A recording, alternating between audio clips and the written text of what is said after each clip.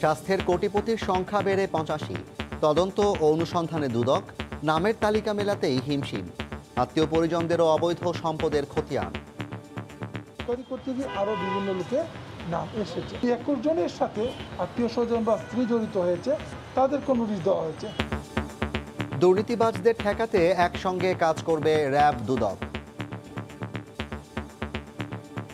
সম্পদ রক্ষার জন্য অনেকে ক্যাডার মেনটেন করে, অনেকে অস্ত্র মেনটেন করে। আমাদেরকে সবাইকে একই সাথে একই লক্ষ্যে কাজ করতে সহযোগিতা করবে। দেখছিলেন প্রধান শিরোনাম। রাতের সময়ের সঙ্গে আছি আমি জাফর সাদিক। এবার অন্যান্য শীর্ষ সংবাদ। দেশে করোনায় মৃতের সংখ্যা ছাড়ালো 5000। দ্বিতীয় ঢেউ ঠেকাতে ব্যাপক প্রস্তুতি নিলেও লকডাউনের কথা ভাবছে না সরকার, জানালেন সচিব। লকডাউনে যাচ্ছে না ব্রিটেনও।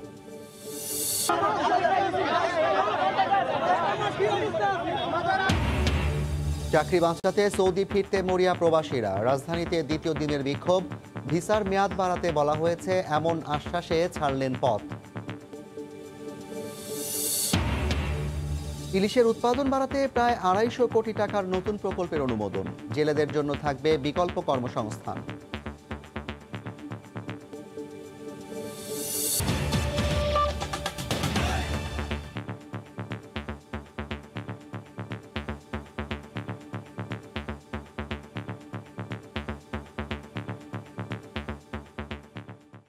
স্বাস্থ্যের কোটিপতির সংখ্যা বেড়ে 85-তে দাঁড়িয়েছে। কোটিপতির কাতারে নাম রয়েছে অফিস সহকারী থেকে শুরু করে সচিব পদমর্যাদার। এদের হিসেব মেলাতে হিমশিম খাচ্ছে দুদক। আত্মীয় পরিজনদেরও অবৈধ সম্পদের খতিয়ান মিলেছে। এরই মধ্যে 21 কর্মকর্তা ও তাদের স্বজন সহ 43 জনের সম্পদের বিবরণী চাওয়া হয়েছে। এদিকে দুর্নীতি দমনে দুদকের সঙ্গে কাজ করার কথা জানিয়েছে র্যাব। একদিনের ব্যবধানে স্বাস্থ্য অধিদপ্তরের 45 থেকে বেড়ে 85 অস্বাভাবিক সম্পদশালী ও কোটিপতির বিরুদ্ধে অনুসন্ধান ও তদন্ত করছে দুর্নীতি দমন কমিশন। এ তালিকায় নাম রয়েছে অধিদপ্তরের কেন্দ্রীয় কার্যালয় সহ দেশের বিভিন্ন মেডিকেল কলেজের নানা পর্যায়ের কর্মকর্তা, কর্মচারী, ড্রাইভার, অফিস সহকারী থেকে স্টোর কিপার পর্যন্ত। আবার সচিব পর্যায়ের কর্মকর্তা থেকে তৃতীয় শ্রেণীর কর্মচারী কোটিপতি বনে গেছেন। প্রত্যেকের নামেই রয়েছে অস্বাভাবিক সম্পদ উপার্জন, বিলাসবহুল গাড়ি ব্যবহার, ক্ষমতার অপব্যবহারের অভিযোগ। শত কোটি টাকার মালিক স্বাস্থ্যের ড্রাইভার মালিক গ্রেফতারের পর সামনে আসা দুর্নীতি করে কোটিপতি হওয়া সরকারি কর্মকর্তা কর্মচারীদের তালিকাটাও বেশ লম্বা। মঙ্গলবার দুপুরে সাংবাদিকদের প্রশ্নের জবাবে দুদকের সিনিয়র সচিব জানান, স্বাস্থ্য অধিদপ্তরের 21 কর্মকর্তা ও তাদের স্বজন সহ মোট 43 জনের সম্পদের বিবরণী চেয়ে নোটিশ দেওয়া হয়েছে। 45 জনের তালিকা যেটা, এই তালিকার বাইরে পরবর্তীতে যে 3টা বিষয় এসেছে আমাদের।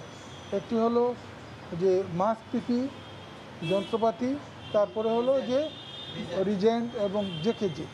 এইগুলোকে ইনকোয়ারি করতে গিয়ে আরও বিভিন্ন লোকের নাম এসেছে। কী কী ব্যবস্থা গ্রহণ করা হচ্ছে আমরা সেগুলো জানার জন্য আমরা কমিশনের সিদ্ধান্তক্রমে ব্যবস্থা নিচ্ছি।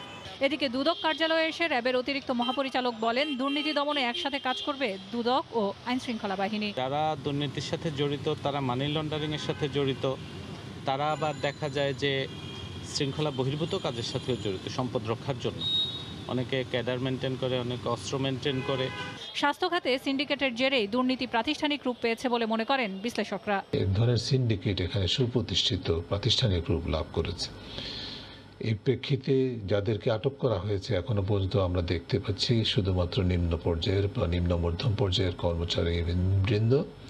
তাদেরকে অবশ্যই চিহ্নিত করে তাদের জবাবদিহিতা নিশ্চিত করতে হবে, বিচার আয়ত্তে আনতে হবে, দৃষ্টান্তমূলক শাস্তি নিশ্চিত করতে হবে। যদি আপনার মন্ত্রণালয় বা স্বাস্থ্য অধিদপ্তরের যে পিয়ন থেকে যে কর্মকর্তারা পর্যন্ত যে এই ধরনের যে ব্যাপক দুর্নীতি অনিয়মের মধ্যে দিয়ে এত বিপুল সম্পদ আরোহণ করতে পারেন, তাহলে পরে যে আপনার এর যে দায় এড়াবার সুযোগ তো কারো নেই। দুর্নীতির লাগাম টানতে রাঘব বোয়ালদেরও আইনের আওতায় আনা প্রয়োজন বলে মনে করেন তারা। সেলিয়া সুলতানা, সময় সংবাদ, ঢাকা।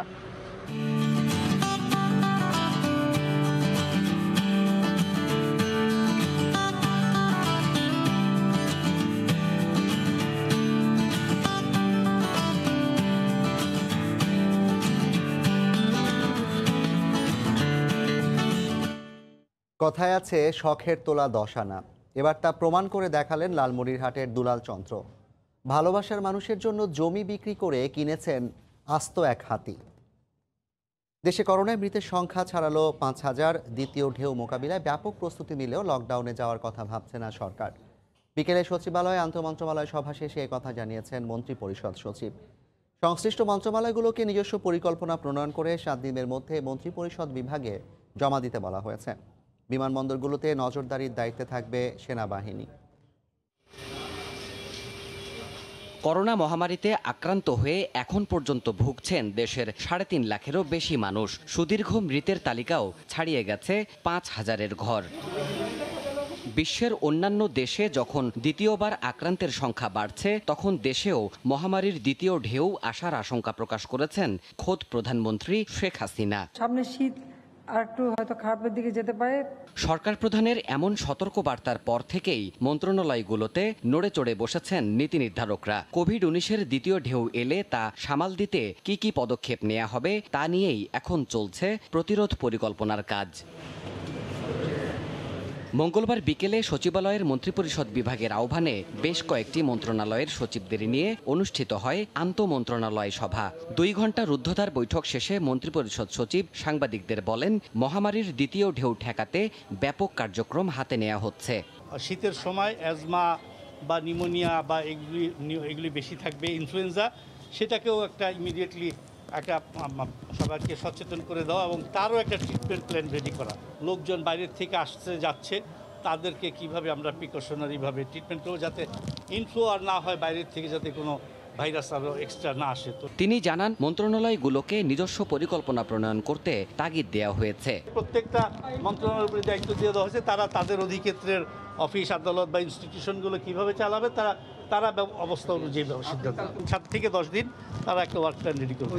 যদি কোনো রকম ইম্প্যাক্ট না হয়, আমাদের মূল কথা থাকবে আমরা ইকোনমিকে সচল রাখবো ইনশাআল্লাহ। এ সময় সেনাবাহিনীর প্রিন্সিপাল স্টাফ অফিসার জানান, বিমানবন্দরে যাত্রীদের আসা যাওয়া তদারকির পাশাপাশি প্রাতিষ্ঠানিক কোয়ারেন্টিনের ব্যবস্থা রাখা হবে প্রয়োজন মাফিক। সার্টিফিকেট নিয়ে আসে সবাই যে কারা কারা কোভিড ফ্রি সেটা, আর যারা না নিয়ে আসে তারা কতদিন হোম কোয়ারেন্টাইনে ছিলেন সেখানে সে একটা সার্টিফিকেট নিয়ে আসেন। এরকম যারা একদম কোনো সার্টিফিকেট নাই, কোনো কিছু নাই এবং যাদের সন্দেহ হয় তাদেরকে আমরা ইনস্টিটিউশনাল কোয়ারেন্টাইনে নিয়ে যাই। আপনারা জানেন ঢাকাতে দিয়াবাড়ি আছে, হাজি ক্যাম্প আছে। তবে চলমান এই বাস্তবতায় শিক্ষা প্রতিষ্ঠানগুলো খোলা কিংবা পরীক্ষা আয়োজনের বিষয়ে কোনো সিদ্ধান্ত এখনও নেওয়া হয়নি বলে জানান মন্ত্রিপরিষদ সচিব। দেবাশিস রায়, সময় সংবাদ, ঢাকা। এদিকে কোনোভাবেই পূর্ণাঙ্গ লকডাউনে ফিরবে না ব্রিটেনও। করোনার দ্বিতীয় ঢেউ সামাল দিতে দেশটিতে বিধিনিষেধ আরও কঠোরভাবে আরোপের ঘোষণা দিলেন প্রধানমন্ত্রী বরিস জনসন। হাউস অব কমন্সে জাতির উদ্দেশ্যে দেওয়া ভাষণে তিনি বলেন, পানশালা ও রেস্তোরাঁ বন্ধ করতে হবে রাত 10টার মধ্যেই, তবে স্কুল কলেজ খোলা থাকবে। দেশটিতে সবশেষ একদিনে করোনায় আক্রান্ত হয়েছেন 3,889 জন এবং মারা গেছেন 11 জন। লন্ডন থেকে বিস্তারিত শোয়েব কবিরের রিপোর্টে। করোনা ভাইরাসের প্রথম ধাক্কার ধকল কাটিয়ে ওঠার আগে এবার দ্বিতীয় ধাক্কায় নাকাল ব্রিটেন। আগামী মাসের মাঝামাঝি নাগাদ করোনা সংক্রমণ প্রতিদিন গড়ে 50,000 ছাড়িয়ে যেতে পারে সম্প্রতি দেশটির প্রধান স্বাস্থ্য কর্মকর্তার এমন আশঙ্কার পর এবার নড়েচড়ে বসে বরিস জনসনের সরকার। মঙ্গলবার পার্লামেন্টে দেওয়া এক ভাষণে ব্রিটিশ প্রধানমন্ত্রী বলেন, আগামী 6 মাসের জন্য কঠোর বিধিনিষেধ জারি করলেও পূর্ণাঙ্গ লকডাউনে ফিরবে না তার দেশ। একই সঙ্গে রাত 10টার পর রেস্টুরেন্ট এবং পানশালাগুলো বন্ধ রাখারও নির্দেশনা দেন তিনি। জোর দেন ঘরে বসে অফিস করার উপর। I want to stress that this is by no means a return. গেল কয়েকদিনে হাসপাতালগুলোতে কোভিড রোগীর সংখ্যা দ্বিগুণ হয়েছে এবং এই সংখ্যা প্রতিদিন বাড়ছে, আর তাই আমাদেরকে আবারও কঠোর বিধিনিষেধের দিকেই যেতে হচ্ছে। তবে আমরা পুরোপুরি লকডাউনে যাচ্ছি না, কেননা শিক্ষা কার্যক্রম অব্যাহত রাখতে হলে শিক্ষা প্রতিষ্ঠান খোলা রাখতেই হবে। এদিকে বেশ আতঙ্কের মধ্যে রয়েছেন যুক্তরাজ্যের বাংলাদেশি কমিউনিটি। বিশেষ করে সন্তানদের স্কুলে পাঠিয়ে উদ্বেগ উৎকণ্ঠার মাঝে থাকতে হচ্ছে অভিভাবকদের। তাছাড়া চাকরি সংকট সহ অর্থনৈতিক মন্দাভাবও ভাবিয়ে তুলেছে সবাইকে। বড় চিন্তার মাঝে আছি, ফুরুতা স্কুলেও যা অনেক লোকের ইতিমধ্যে জব নাই, জব চলে গেছে। আক্রান্তের সংখ্যা বাড়লেও যুক্তরাজ্যে করোনায় মৃতের সংখ্যা কম। তবে নভেম্বরের মধ্যে প্রতিদিন গড়ে প্রায় 200 মানুষ কোভিড-19-এ আক্রান্ত হয়ে মারা যেতে পারেন বলে আশঙ্কা করা হচ্ছে। করোনা ভাইরাসের দ্বিতীয় ধাক্কায় অক্টোবরের মাঝামাঝি ব্রিটেনে আক্রান্ত হতে পারে প্রতিদিন 50,000-এরও বেশি। এই আক্রান্তের সংখ্যা কমিয়ে আনাই হবে ব্রিটিশ সরকারের মূল চ্যালেঞ্জ। আর এতে যদি ব্যর্থ হয় তবে মারাত্মক বিপর্যয়ের মুখোমুখি হতে পারে দেশটিকে। শোয়েব কবির, সময় সংবাদ, লন্ডন। ইউরোপের করোনা ভাইরাসের পরিস্থিতির সবশেষ খবর জানাতে এই মুহূর্তে জার্মানির বার্লিনে আছেন সহকর্মী বিটু বড়ুয়া। সরাসরি যাচ্ছি তার কাছে। বিটু, কি অবস্থা এখন? জাফর, আপনাকে অসংখ্য ধন্যবাদ। আপনি জানেন যে এই মুহূর্তে জার্মানি সহ পুরো ইউরোপের করোনার পরিস্থিতি কিন্তু আবারও নাজুক অবস্থার দিকেই যাচ্ছে। আপনি একটুখানি ধারণা করেন, কিছুদিন আগেও কিন্তু খুব দারুণ একটি সময় পার করছিলাম আমরা, বিশেষ করে ফ্রান্স, যুক্তরাজ্য। একটু আগে আমার সহকর্মীর রিপোর্টে দেখছিলাম যুক্তরাজ্যে আসলে নতুন করে করোনা সংক্রমণ মানুষের মধ্যে আসলে আশঙ্কা জাগাচ্ছে। সেখানে বরিস জনসন কিন্তু একেবারে স্পষ্ট করে বলেছেন যারা অফিস করছিলেন তারা কিন্তু এখন হোম অফিস করবেন, এবং পাব, রেস্টুরেন্ট যেগুলো আছে সেগুলোও কিন্তু রীতিমতো আসলে করোনার যে নতুন নিয়ম কানুন সেগুলো কিন্তু প্রয়োগ করার একটা কথা শুনতে পাচ্ছি। ইতালিতেও কিন্তু করোনার সংক্রমণ বাড়তে শুরু করেছে। সেই দিক থেকে কিন্তু জার্মানিতে এখনো পর্যন্ত আমরা দেখতে পাচ্ছি এপ্রিলে কিন্তু 1000 খানেক ছাড়িয়ে গিয়েছিল, সেরকম কিছু সংখ্যা আমরা কিন্তু আপনাদের জানিয়েছি, দর্শকদের জানিয়েছি। সেরকমই কিন্তু আবার নতুন করে কিন্তু জার্মানিতে হচ্ছে। শুধুমাত্র শনিবারে, যে গেল শনিবারে 2000-এর উপর বেশি মানুষ কিন্তু করোনায় সংক্রমিত হয়েছে। আজকের মাত্র 24 ঘন্টার ব্যবধানে কিন্তু করোনার সংক্রমণ বেড়ে এখন পর্যন্ত আসলে প্রায় 922 জনের মতো সংক্রমিত হয়েছে, এবং সেই সংখ্যাটা আরো বাড়তে পারে বলে রবার্ট কখ ইনস্টিটিউট, যারা আসলে এই পুরো সংখ্যাগুলো দেখছেন এবং পরিসংখ্যানগুলো গণমাধ্যমকে জানাচ্ছেন, তাদের মাধ্যমেও কিন্তু আমরা জানতে পেরেছি। সেই ক্ষেত্রে আপনাকে বলতে হয় আসলে নতুন করে আসলে বায়ার্ন যে অঙ্গরাজ্য, সেখানে বাড কোনিগসহফ নামে একটি জায়গা আছে, একটি অঞ্চল আছে, সেখানে কিন্তু সবগুলো স্কুল, শিক্ষা প্রতিষ্ঠান কিন্তু জাফর বন্ধ করে দেওয়া হয়েছে, কারণ সেখান থেকে আসলে সংক্রমণ বাড়ার একটি সম্ভাবনার কথা শোনা যাচ্ছে। সেই ক্ষেত্রে আপনি জানেন যে ফুটবলও কিন্তু জার্মানিতে কিছুদিন আগে যেখানে দর্শকরা মাঠে যাওয়ার একটা পরিকল্পনা কিন্তু গ্রহণ করা ছিল না, সেটি নতুন করে গ্রহণ করা হয়েছে, এবং সেখানে এখন থেকে 5 থেকে 8,000 মানুষ কিন্তু দর্শক কিন্তু মাঠে যেতে পারবেন। সেটিও কিন্তু এখন থমকে যাওয়ার একটা সম্ভাবনার কথা আমরা শুনতে পাচ্ছি। তবে জার্মান স্বাস্থ্যমন্ত্রী ইয়েন্স স্পান কিন্তু একেবারে স্পষ্ট ভাষায় বলেছেন যে যেরকম নাজুক অবস্থা শুরুর দিকে ছিল, করোনার প্রথম ঢেউয়ের যেরকম শুরুর দিকে ছিল সেরকম কিন্তু এখন হবে না। সেক্ষেত্রে কিন্তু সব ধরনের প্রস্তুতি এবং সুরক্ষা বিধি কিন্তু গ্রহণ করা হয়েছে জার্মান সরকারের পক্ষ থেকে। সেদিক থেকে আরেকটি কিন্তু সুখবর জাফর আপনাকে বলে শেষ করব, সেটি হচ্ছে আপনি জানেন যে করোনার যে টিকা সেটি আবিষ্কার হলে কিন্তু একটা চমৎকার খবর আমরা জানতে পাচ্ছি, সেটা হচ্ছে সেটির মূল্য নির্ধারণ করা হচ্ছে। জার্মান যে ফার্মাসিউটিক্যালস এবং ইউরোপিয়ান যে ফার্মাসিউটিক্যালস ইউনিয়ন আছে বা সংস্থা আছে, তাদের মধ্যে থেকে আমরা জানতে পারলাম সকালেই যে সেটির মূল্য হবে 50 থেকে 150 টাকা। এবং সেটি যদি আপনি জানেন যে সানোফির ভাইস প্রেসিডেন্ট থমাস তিনি জানিয়েছেন আসলে শুধুমাত্র জার্মানির জন্য এবং ইউরোপের জন্য এই দর, সেটি যদি বাংলাদেশ সহ উন্নয়নশীল দেশগুলোতে যায় সেটির দাম আরো কমে যাবে। জাফর, ইউরোপের করোনা ভাইরাসের পরিস্থিতির সবশেষ খবর জানাতে জার্মানির বার্লিন থেকে যুক্ত হয়েছিলেন সহকর্মী বিটু বড়ুয়া। চাকরি বাঁচাতে টিকিটের জন্য মরিয়া সৌদি প্রবাসীরা দ্বিতীয় দিনের মতো রাজধানীতে বিক্ষোভ করেছেন। পরে ভিসার মেয়াদ আরও 3 মাস বাড়াতে সৌদি সরকারকে অনুরোধ জানানোর কথায় আশ্বস্ত হয়ে পথ ছাড়েন তারা। পররাষ্ট্র মন্ত্রণালয়ের অতিরিক্ত সচিব তাদের এ আশ্বাস দেন। শেষ হয়ে যাচ্ছে ভিসা আর আকামার মেয়াদ। 30 সেপ্টেম্বরের মধ্যে সৌদি আরব ফিরতে না পারলে থাকবে না চাকরি। আগাম টোকেন নিয়ে হাজির হয়েও মিলছে না বিমানের টিকিট। কোনো উপায় না পেয়ে মরিয়া প্রবাসীরা নেমে এসেছেন রাস্তায়। আগাম টোকেনের মাধ্যমে গত রোববার থেকে টিকিট দেওয়া শুরু করলেও সোমবার বন্ধ করে দেয় সৌদি এয়ারলাইন্স। মঙ্গলবারও অনির্দিষ্টকালের জন্য টিকিট বিক্রির সব কার্যক্রম স্থগিতের নোটিশ ঝুলতে দেখেন প্রবাসীরা। রাজধানীর কাউরন বাজারে তাই দ্বিতীয় দিনের মতো সড়ক আটকে বিক্ষোভ করতে থাকেন। এক পর্যায়ে বন্ধ হয়ে যায় যান চলাচল। সিরিয়াল টুকিং দিছে 502, প্রথম ফ্লাইট না হলে দ্বিতীয় ফ্লাইটে তো পড়ি, কিন্তু এরা বলতেছে বুকিং হয়ে গেছে। কিভাবে বুকিং হলো? 30,000-এর উপরের মানুষ 30 তারিখের আগে যদি না যেতে পারি তাহলে আমাদের ক্যান্সেল সব। বাচ্চা কাচ্চা নিয়ে না খাই রয়েছে এখন। ভাই আমাদেরকে কেউ টাকা চাইলেও টাকা পয়সা দেয় না। রাত্রে 3টা-4টা পর্যন্ত আসি বসে আছি এখানে। অনেক মানুষ টোকন নিয়ে আসছে আজ 2-3 দিন, কিন্তু তারাও পাইতেছে না। আমরা টোকেন নিয়ে বসে আছি। হ্যাঁ, এখন আমরা 30 তারিখের ভিতর না যেতে পারি তাহলে আমরা কোনোভাবে যেতে পারবো না। ওনারা বলতেছে নাকি 30 তারিখের আগে কোনো ফ্লাইটে নেই, সব ফ্লাইট নাকি অলরেডি বুকিং হয়ে গেছে। তো এটা কিভাবে পসিবল? ঘণ্টাখানেক যান চলাচল বন্ধ থাকায় ভোগান্তিতে পড়তে হয় সাধারণ মানুষকে। 1 ঘন্টা তক বসে রয়েছি বাসের ভিতরে, কখন যাবো বাসায় ঠিক নেই। আমরা অনেকবার বলছি পুলিশকে আমাদের সাথে আমরা যাই, দিচ্ছেন আর কি। এদিকে সৌদি এয়ারলাইন্স বলছে ফ্লাইটের সংখ্যা বাড়াতে আবেদন জানানো হয়েছে, তবে এখনো ল্যান্ডিং অনুমোদনের অপেক্ষায় বিমান বাংলাদেশ। 2 দেশের পারমিশনের ব্যাপার আছে, এটা ইনস্ট্যান্টলি বলা। তবে বেশ কিছু ফ্লাইট আসবে ইনশাআল্লাহ। এই 30 তারিখের মধ্যেই আমরা চেষ্টা করব কিছু ফ্লাইট দেওয়ার জন্য। যদি তারা ল্যান্ডিং পারমিশন দেন 15 মার্চ থেকে শুরু করে যারা আগে এসেছিলেন তাদেরকে আমরা আগে শিডিউল দিব। এক পর্যায়ে প্রবাসীদের একটি দল পররাষ্ট্র মন্ত্রণালয়ের সামনে গিয়ে অবস্থান নেন। তাদের 7 দফা দাবির মুখে মন্ত্রণালয়ের অতিরিক্ত সচিব জানান, ভিসার মেয়াদ আরও 3 মাস বাড়াতে সৌদিকে অনুরোধ জানিয়েছে বাংলাদেশ। সৌদির সাথে আমরা প্রপোজালটা পাঠিয়েছি, আমাদের মিশনের মাধ্যমে গেছে, কারণ আমরা জাস্ট এটা ওনাদের রেসপন্স ওয়েট করছি। টিকিট বিক্রির কার্যক্রম শুরু না হলে 26 সেপ্টেম্বর থেকে আবারও মাঠে নামার কথা জানিয়েছেন প্রবাসীরা। ফারুক ভিয়া, রবিন, সময় সংবাদ, ঢাকা। ইলিশের উৎপাদন বাড়াতে প্রায় 250 কোটি টাকা ব্যয়ে নতুন প্রকল্প হাতে নিয়েছে সরকার। একই সঙ্গে মৌসুমে জেলেদের বিকল্প কর্মসংস্থানের ব্যবস্থাও করা হবে বলে জানান পরিকল্পনা মন্ত্রী এম এ মান্নান। দুপুরে জাতীয় অর্থনৈতিক পরিষদের নির্বাহী কমিটির সভায় ইলিশ সম্পদ উন্নয়ন ও ব্যবস্থাপনা শীর্ষক প্রকল্পটির অনুমোদন দেওয়া হয়। সভায় মোট 5টি প্রকল্পের জন্য ব্যয় ধরা হয় 1266 কোটি 13 লাখ টাকা। বিশ্বের 75% ইলিশ উৎপাদন হয়ে থাকে বাংলাদেশে। গত 11 বছরে ইলিশের উৎপাদন বেড়েছে প্রায় 84%। সবশেষ 2019-20 অর্থ বছর ইলিশের উৎপাদন বেড়ে দাঁড়িয়েছে রেকর্ড 5,33,000 মেট্রিক টনে।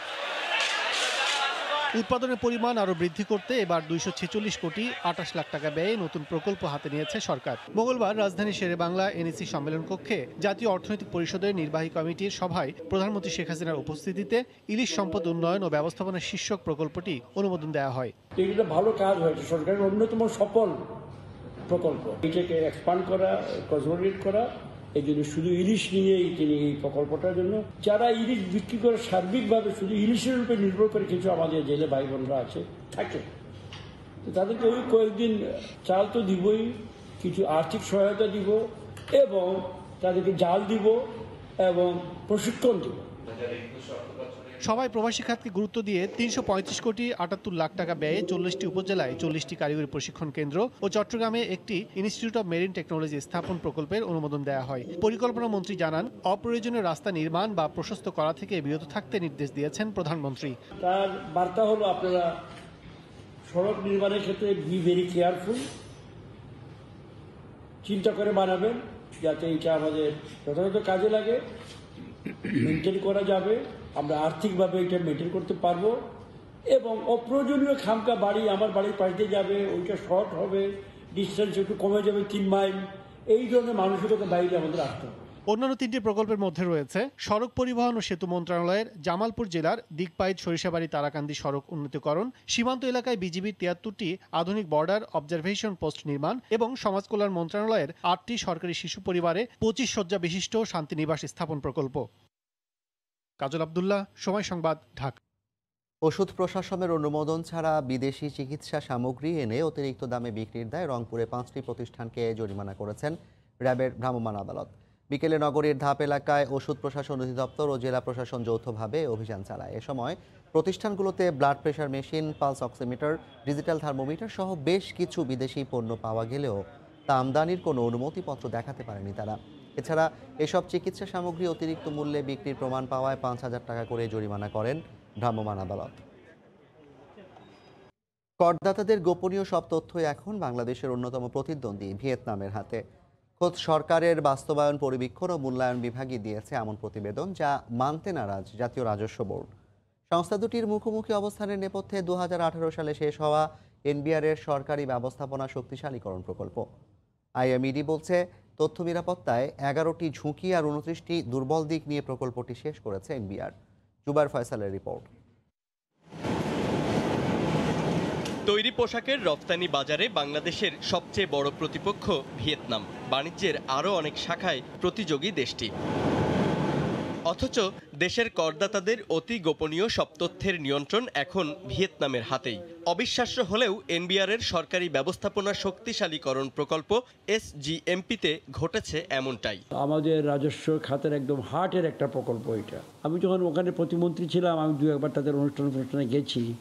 আমাকে জিনিসটা মনে হয়েছে যে এটাকে প্রপারলি হ্যান্ডেল হচ্ছে না।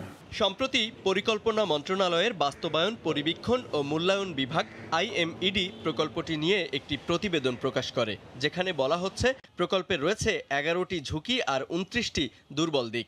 ইতোমধ্যে প্রকল্পটি শেষ হলেও ভিয়েতনাম ভিত্তিক আইটি প্রতিষ্ঠান FTP কর্পোরেশন তা আজও বুঝিয়ে দেয়নি জাতীয় রাজস্ব বোর্ডকে। তারপরও পরিশোধ করা হয়েছে সফটওয়্যারের সম্পূর্ণ বিল।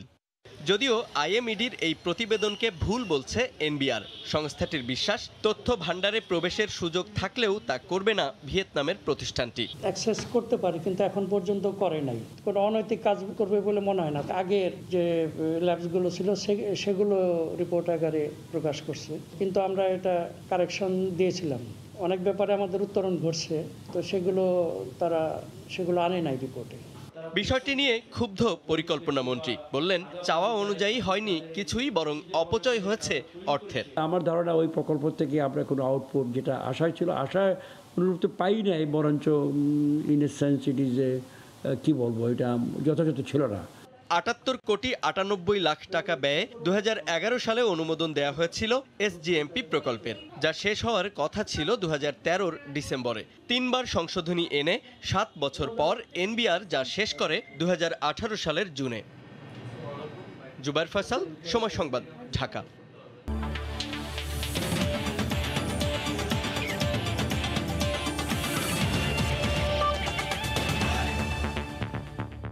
শুধু বোলিংয়ে নয়, ব্যাটিং দক্ষতা বাড়ানোর দিকে মনোযোগ বাংলাদেশ জাতীয় দলের ফাস্ট বোলার তাসকিন আহমেদের। ব্যাট হাতেও দলের জন্য অবদান রাখতে চান এই স্পিড স্টার। লক্ষ্য স্থির করেছেন লাইন লেন্থ ঠিক রেখে আগের চেয়ে আরও গতি বৃদ্ধি করবেন। সব বোলারদের ব্যাটিং সেশন ছিল, তো এনজয় করেছি।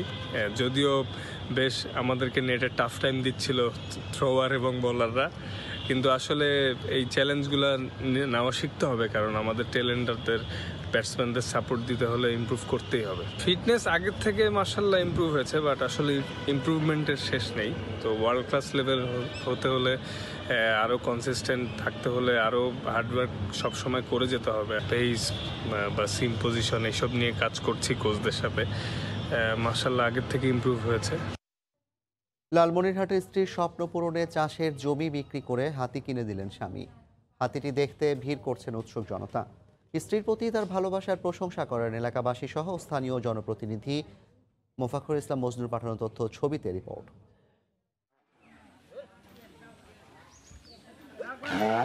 গ্রামের মেঠু পথ ধরে হাঁটছে হাতি।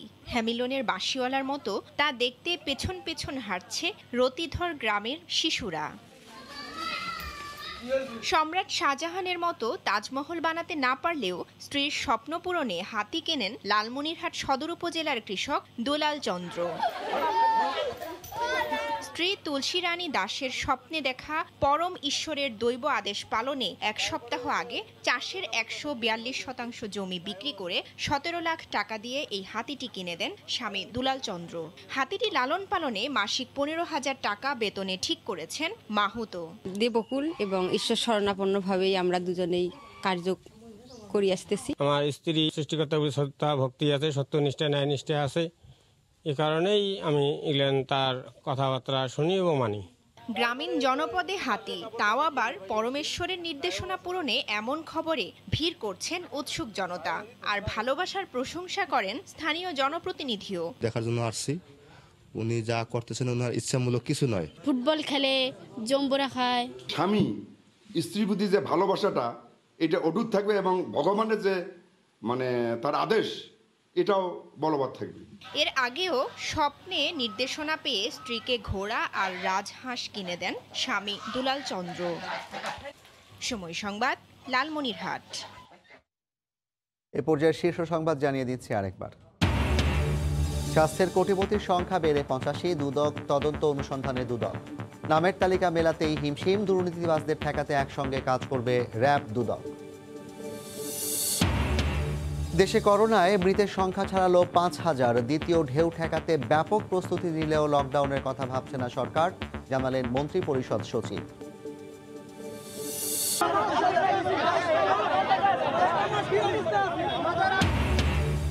চাকরি বাঁচাতে সৌদি ফিরতে মরিয়া প্রবাসীরা। রাজধানীতে দ্বিতীয় দিনের বিক্ষোভ, ভিসার মেয়াদ বাড়াতে বলা হয়েছে, এমন আশ্বাসে ছাড়লেন পথ।